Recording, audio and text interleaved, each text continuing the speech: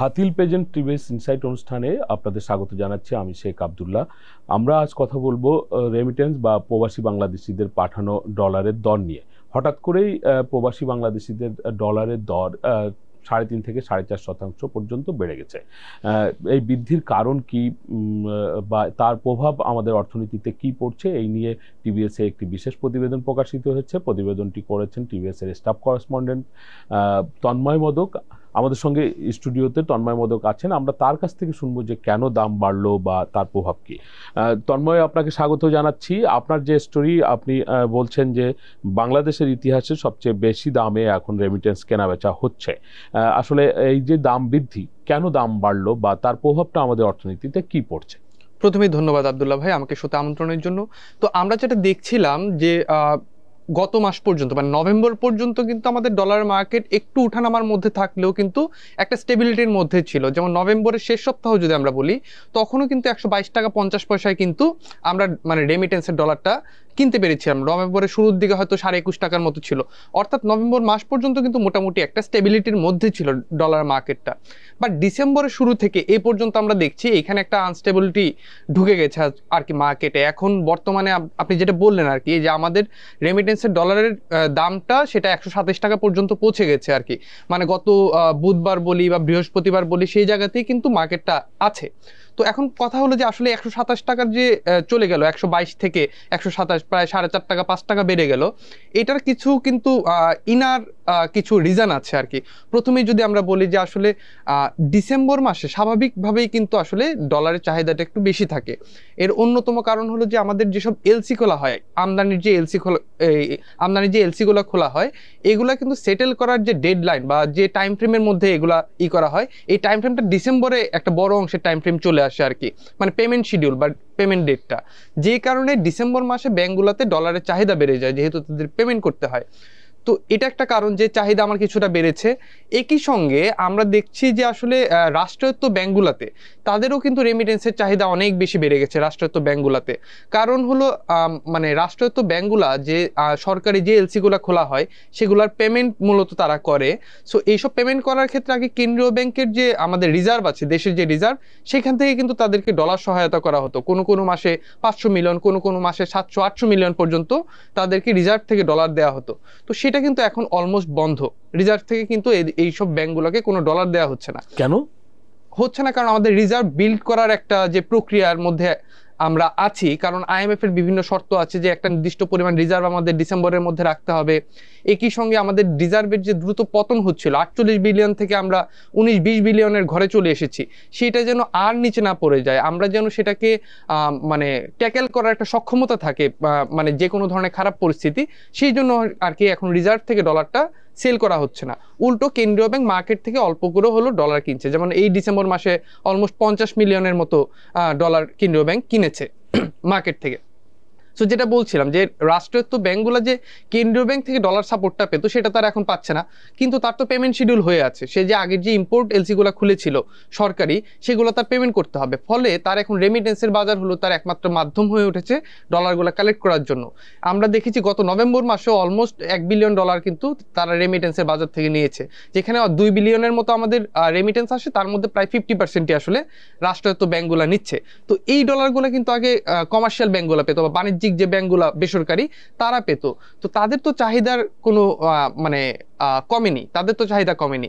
তো এই যে তাদের চাহিদা কমেনি, রাষ্ট্রায়ত্ত ব্যাংকগুলো নতুন চাহিদা তৈরি হয়েছে, ফলে এইখানে একটা বার্গেইন তৈরি হয়, মানে ডলার মার্কেটে যে মানে কে কত রেটে কিনবে আর কি।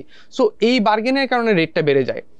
থার্ড যে রিজনটা, সেটা হলো বড় বড় যে এক্সচেঞ্জ হাউসগুলো আছে, যেমন ধরেন মানিগ্রাম বলেন, ওয়েস্টার্ন ইউনিয়ন বলেন, বা ট্রান্সফার বলেন, বা রিয়া মানি বলেন, এই ধরনের অনেকগুলো বড় বড় এগ্রিগেটর এক্সচেঞ্জ হাউস আছে বিদেশি। তো তারা কি করে, তারা হলো ছোট যে এক্সচেঞ্জ হাউসগুলো আছে, তাদের কাছ থেকে ডলারগুলা প্রথমে কিনে নেয়, কিনে তারপরে এই রেমিটেন্সের ডলারটা বাণিজ্যিক ব্যাংকগুলোর কাছে যখন তারা বিক্রি করে, তখন সেটা নিলামের মতো করে তারা বিক্রি করে। যেহেতু ব্যাংকগুলোর চাহিদা আছে এবং তারা সেই নিলামের একটা ফেসিলিটি তারা নিচ্ছে, এই কারণে আসলে মানে ডলার রেটটা বেড়ে যাচ্ছে। এবং আমরা যদি আরেকটা কারণ বলি, যে আসলে আগে বিপিসি মানে আমাদের যে জ্বালানি তেলের এলসি গুলা বা সারের এলসি গুলা কিন্তু শুধুমাত্র রাষ্ট্রায়ত্ত ব্যাংকগুলাই খুলতো আর কি, মানে একটা বড় চাঙ্ক আসলে রাষ্ট্রায়ত্ত ব্যাংকগুলা খুলতো। এখন এইসব এলসি খোলার চাপ কিন্তু মানে বেসরকারি যে বাণিজ্যিক ব্যাংক সেগুলো তাদের উপরে চলে আসছে, ফলে এইখানেও তাদের একটা ডলারের চাহিদা তৈরি হচ্ছে। মানে মূলত চাহিদা বেড়ে যাওয়া এবং এগ্রিগেটর যারা আছে তাদের যে আসলে মানে নিলাম করে যে ডলার বিক্রির পদ্ধতি, এটার কারণে মাঠ দামটা পর্যায় বাড়ছে। থেকে যে সমস্ত প্রতিষ্ঠান ডলার যাদের কাছে জমা হয়, একজন সাধারণ প্রবাসী যার কাছে এসে তার বাড়িতে টাকা পাঠানোর জন্য ডলারটা জমা করে, এই পর্যায়ের প্রতিষ্ঠানগুলোর পরে গিয়ে যে ধাপটা আছে তাদের দ্বারা বাজার এক ধরনের প্রভাবিত হচ্ছে। আমি আপনার কাছ থেকে একটু শুনতে চাই যে এই যে 126 টাকা 50 পয়সা 127 টাকা এই দরে ব্যাংকগুলো ডলার কিনছে, তাহলে ইম্পোর্ট পেমেন্ট করার জন্য তারা যখন কোনো কাস্টমার তার কাছে যাচ্ছে, সে তার কাছে কত রেট রাখছে? আচ্ছা, এইখানে কিন্তু আমাদের ইনফ্লেশন কি এই কারণে প্রভাবিত হচ্ছে কিনা? আচ্ছা, প্রথমে আমরা এলসি সেটেলমেন্টের যে বিষয়টা আপনি বললেন সেটা একটু বলে নিই। তো এলসি সেটেলমেন্টের ক্ষেত্রে কিন্তু কোনো একক কোনো রেট নাই, এটা হলো গিয়া বায়ার এবং মানে ব্যাংক তারা আসলে মানে একটা নেগোসিয়েশনে আসে রেটের বিষয়। যেমন ধরেন যদি ছোট এলসি হয় $5,000 $10,000 এলসি হয়, তাহলে কিন্তু মানে ব্যাংক আসলে রেট নিয়ে খুব একটা বদার করে না, 20 টাকা 21 টাকা 22 টাকায় তারা পেমেন্টটা করে দেয়। কারণ তার এক্সপোর্টের যে ডলারটা, এক্সপোর্ট প্রসিডের যে ডলারটা সে পায় সেটা কিন্তু 120 টাকার কমে সে কিনতে পারছে। হ্যাঁ, সো এইখানে একটা হয়। কিন্তু যখন কিনা বড় কোনো এলসি হয় লাইক 5 মিলিয়ন বা 10 মিলিয়নের একটা এলসি সেটেলমেন্ট করতে হয়, তখন হলো ব্যাংক তার যে বায়ার মানে যে ডলারটা কিনবে তার সঙ্গে নেগোসিয়েশনটা এরকম করে যে আমি এই এত ডলার আনতে পারবো, আমার কাছে নাই, আমি নিয়ে আসতে পারবো বিভিন্ন এক্সচেঞ্জ হাউস থেকে, কিন্তু আপনাকে রেট বেশি দিতে হবে। তখন একটা তাদের নেগোসিয়েশন হয় যে আচ্ছা কত রেট, 126 টাকা, ওকে আপনি যদি 126 টাকায় রাজি হন তাহলে আমি এক্সচেঞ্জ হাউসের সঙ্গে কথা বলবো। তো অনেক সময় এরকমও আমরা ঘটনা পেয়েছি যে গ্রাহক একদম সামনে বসে আছেন, যিনি ব্যাংকার যিনি নেগোসিয়েশন করছেন ওনার সামনে বসে আছেন, এবং যে ব্যাংকার উনি এক্সচেঞ্জ হাউসে ফোন দিচ্ছেন যে ভাই আমার এত ডলার লাগবে, কত রেট, তো বলে 126 টাকা। তখন সে গ্রাহককে জিজ্ঞেস করতে যে 126 টাকা আমি কি নিব 5 মিলিয়ন? তো গ্রাহক বলছে আচ্ছা নেন।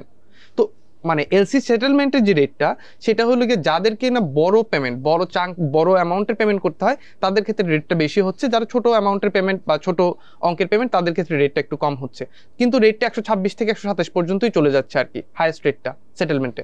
এটা কি আমাদের বাজারে পণ্য মূল্য, আমাদের তো অনেক মানে অধিকাংশ পণ্যের কাঁচামাল বলি, মধ্যবর্তী পণ্য বলি, ইভেন ফিনিশ প্রোডাক্টও আমরা ইম্পোর্ট করি। তো এই যে উচ্চ দরে যদি পেমেন্ট করে আমদানিকারকরা এগুলো আমদানি করেন, তাহলে নিশ্চয়ই বাজারে সেগুলোরও দাম বাড়বে। এখানে আসলে মানে একটা তো হলো ডলারের প্রাইস যখন বাড়ে তখন অবশ্যই আমার আমদানি খরচটা বেড়ে যায়, এবং সেটার আলটিমেটলি আমরা যারা গ্রাহক আছি, গ্রাহক পর্যায়ে যারা আছি তাদেরকে এই পেমেন্টটা করতে হয়। তবে আমাদের আরেকটা বিষয় দেখতে হয় যে আন্তর্জাতিক বাজারে পণ্যের দাম কেমন। এখন কিন্তু আমরা দেখছি আন্তর্জাতিক বাজারে কিছু কিছু পণ্যের দাম, যেমন জ্বালানি তেল, খাদ্যপণ্য, এরকম কিছু পণ্যের দাম কিন্তু কমে আসছে। ফলে এইখানে একটা মানে পণ্য মূল্য কমেছে, বিনিময় হারটা বেড়েছে, এখানে একটা অ্যাডজাস্ট হচ্ছে। কিন্তু এটা যদি মানে রেগুলার এরকম বাড়তে থাকে, ধরেন আন্তর্জাতিক বাজারে এখন কমেছে, আন্তর্জাতিক বাজারে 2 দিন পরে বাড়তেও পারে, তখন কিন্তু আমি সেই প্রেশারটা নিতে পারবো কিনা, কতটুকু নিতে পারবো, আমার মানে সক্ষমতা কতটুকু আছে সেটা নিয়ে আসলে ব্যাংকাররা, অর্থনীতিবিদরা আসলে সন্দিহান। আপনি আপনার আলোচনার মধ্যে বলছিলেন Bangladesh bank reserve build up করতে গিয়ে বাজার থেকে রিজার্ভ কিনছে, বা আগে যেভাবে রিজার্ভ রাষ্ট্রায়ত্ত ব্যাংকগুলোকে দিত এখন সেইভাবে রাষ্ট্রীয় আমদানির ক্ষেত্রে দিচ্ছে না।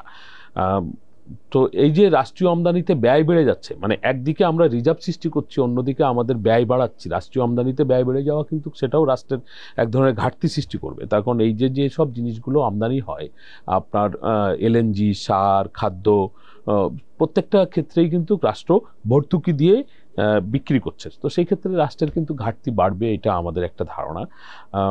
কেন বাংলাদেশ ব্যাংক, মানে এটা কি শুধু আইএমএফ এর কন্ডিশন যে পরবর্তী ঋণের কিস্তি যাতে পাই সেইটা পূরণ করার জন্য যে আমরা আমাদের রিজার্ভ লেভেলটা এইখানে রেখেছি সেটার জন্যই করছে, নাকি এর ভবিষ্যৎ অর্থনৈতিক কোনো লাভালাভ আছে? আপনার কাছে কি মনে হচ্ছে? আসলে মানে বর্তমান যিনি নতুন গভর্নর হলেন আহসান ইস মনসুর, ওনার বক্তব্য হলো, মানে আমরা বিভিন্ন সময় ওনার কাছ থেকে যেটা শুনেছি যে এক্সচেঞ্জ রেট যেটা আর কি, মানে ডলার এবং টাকার যে বিনিময় হারটা সেটা আসলে মার্কেট বেসড হওয়া উচিত। মানে মার্কেটের ডিমান্ড এবং সাপ্লাইয়ের যে ইকুইলিব্রিয়াম পয়েন্ট আসে ওই জায়গাতে আসলে ডলারের রেটটা থাকবে থাকা উচিত। তো রিজার্ভ থেকে যখন কিনা ডলার দেওয়া হয়, মার্কেটে ডলার দেওয়া হয়, এটাকে আমরা বলি যে আসলে সেন্ট্রাল ব্যাংক ইন্টারভেন করছে মার্কেটে। কারণ আমার যে ডিমান্ডটা আছে সেই ডিমান্ড এবং সাপ্লাই অনুযায়ী ডলার যে রেটটা হওয়ার কথা ছিল সেটা হতে পারছে না, কারণ সেন্ট্রাল ব্যাংক আলাদা করে সে সাপ্লাই কিছু বাড়ায় দিচ্ছে। তো এখন যে পর্যায়টা আমরা দেখছি এটা আসলে মার্কেট বেসড ডলার রেটের দিকে যাওয়ার একটা মানে প্রক্রিয়া। এবং কিন্তু আপনি কিন্তু বলছিলেন যে এক্সচেঞ্জ এগ্রিগেটররা তারা কিন্তু একটা খেলা বাজারে খেলছে, তারা বাজার থেকে অনেক ছোট ছোটদের কাছ থেকে ডলার তুলে নিয়ে তারা ব্যাংকগুলোর কাছে মানে ডলারকে নিলামে তুলে দিচ্ছে, আপনি কিন্তু এটা বলছিলেন। এই যে তাদের খেলা করার একটা সুযোগ, সেটা কি এই বাংলাদেশ ব্যাংকের এই পলিসির কারণে হলো কিনা?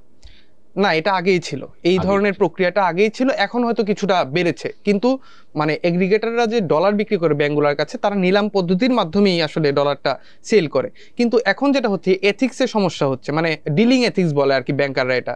যেমন আমি আপনারা বললাম যে ভাই আমি 118 টাকা রেটে আপনাকে $50 মিলিয়ন দিব। তো আমরা যে এই যে কমিটমেন্টটা করলাম, আমি বিকালের দিকে হয়তো আপনাকে এই ডলারটা দিয়ে দিচ্ছি, আমি আমার কমিটমেন্টটা রাখছি। কিন্তু এখন এগ্রিগেটররা, ব্যাংকাররা বলছেন যে এগ্রিগেটররা যে আগে ডিলিং এথিক্সটা মানতো সেটা তারা এখন মানছে না। তারা হয়তো আমার বলছে যে আজকে যে 125 টাকা করে আপনারা আমি এত মিলিয়ন ডলার দিব, তো 1 ঘন্টা 2 ঘন্টা 3 ঘন্টা পরে আমাদের ফোন করে বলছে আচ্ছা আমি তো অন্য একটা জায়গায় রেট বেশি পাইছি, 10 পয়সা বা 20 পয়সা আমি ওইখানে আসলে দিয়ে দিচ্ছি। তো এই ডিলিং এথিক্সটা যখন থাকে না তখন কিন্তু একটা প্রবলেম হয়। আর এগ্রিগেটর যারা আছেন, ঠিক আছে, এগ্রিগেটরদের নিয়ন্ত্রণ করার মতো বা তাদেরকে রেগুলেট করার মতো কেন্দ্রীয় ব্যাংক কিন্তু কোনো পদক্ষেপ এখন পর্যন্ত নেয়নি। যে কারণে রেটটা যে বাড়ছে, যতটুকু বাড়ছে মানে ডিমান্ড এবং সাপ্লাই অনুযায়ী ডলার যে রেটটা হওয়ার কথা ছিল, এই রেটটা হলে কিন্তু মার্কেটের কোনো সমস্যা না। কিন্তু এখানে যদি কোনো মধ্যস্বত্বভোগী ঢুকে যদি এখান থেকে প্রফিট গেইন করে রেটটাকে বাড়ায়, মার্কেটকে আসলে ওইটা ম্যানিপুলেট করে, ওইটাই আসলে মূল প্রবলেমটা তৈরি করে। আপনার কাছে আমার শেষ কোশ্চেন, খুব সংক্ষেপে শুনতে চাই। আপনি বলছিলেন যে রপ্তানিকারকদের প্রসঙ্গে, আসলে রপ্তানিকারকরা যে ডলার বিদেশ থেকে আনছে তার দর কীরকম, এবং এই যে রেমিটেন্সের দর বেড়ে গেল তার প্রেক্ষিতে কি ব্যাংকিং চ্যানেলে রেমিটেন্স বাড়লো কিনা, বা বাড়লে সেটা কি পরিমাণ বাড়লো? আচ্ছা, প্রথম আসলে এক্সপোর্ট প্রসিডের যে বিষয়টা আসে, এক্সপোর্ট প্রসিড কিন্তু এখন 119 থেকে 120 বা কোনো ক্ষেত্রে 121 এরকম এর মধ্যে আসলে ঘোরাফেরা করছে, এর মধ্যে এক্সপোর্টাররা ডলার রেটটা পাচ্ছেন। এবং আপনি আরেকটা যে পয়েন্ট বললেন যে আমাদের মানে রেমিটেন্সের ইনফ্লো, আসলে রেমিটেন্স মার্কেটটা অলওয়েজ হলো রেট সেন্সিটিভ। আপনার ডলার রেট যখন বেশি হবে তখন রেমিটেন্সের ইনফ্লো কিন্তু ভালো হবে। এবং আমরা এখন পর্যন্ত যে ইনফ্লো দেখছি ডিসেম্বর মাসে $1.4 বিলিয়ন অলমোস্ট চলে এসেছে মাসের প্রথম 15 দিনে। সো আমরা বলতে পারি যে মাস শেষে $2.5 বিলিয়ন বা তারও বেশি আমার ডিসেম্বরের রেমিটেন্স আসতে পারে। অর্থাৎ যে রেটটা একদিকে বাড়লো, এটা যেমন আমার ইনফ্লেশনকে ট্রিগার করার একটা হুমকি দিচ্ছে, অন্যদিকে কিন্তু আমার রেমিটেন্সের ইনফ্লো বাড়ছে, যেটা আমাদের একটা পজিটিভ জিনিস আর কি। ধন্যবাদ তন্ময় আপনাকে। এতক্ষণ ধরে শুনছিলেন হাতিল প্রেজেন্টস টিভিএস ইনসাইট। আমরা শুনলাম তন্ময়ের কাছ থেকে যে কিভাবে রেমিটারদের সুবিধা তৈরি হয়েছে। রেমিটাররা যে সমস্ত ডলার পাঠাচ্ছেন দেশে তার দাম এখন আগের তুলনায় 3 টাকা বা 4 টাকা বেশি পাচ্ছেন প্রতি ডলারে। ওনারা নিশ্চয়ই ওনাদের সাধ্য অনুযায়ী সবচেয়ে বেশি ডলার পাঠাবেন। এটি যেমন আমাদের জন্য সুখের খবর, তেমনি আসলে ডলারের দর বেড়ে গেলে আমাদের পণ্যমূল্য বেড়ে যাবে, সেটাও আমাদের জন্য আসলে একটা ভয়ের খবর। আমরা চাই সবকিছু ভারসাম্য রেখে এগোবে। আমরা মূল্যস্ফীতির চাপ যেমন সইতে চাই না, তেমনি আবার আমরা অন্তর্মুখী বৈদেশিক মুদ্রা প্রবাহকে ধরে রাখতে চাই। সেই ধরনের পদক্ষেপ সরকার নেবে, সেটি আমাদের প্রত্যাশা। আমাদের আলোচনা আপনাদের ভালো লাগলে আপনারা শেয়ার করবেন, লাইক করবেন। সকলকে ধন্যবাদ।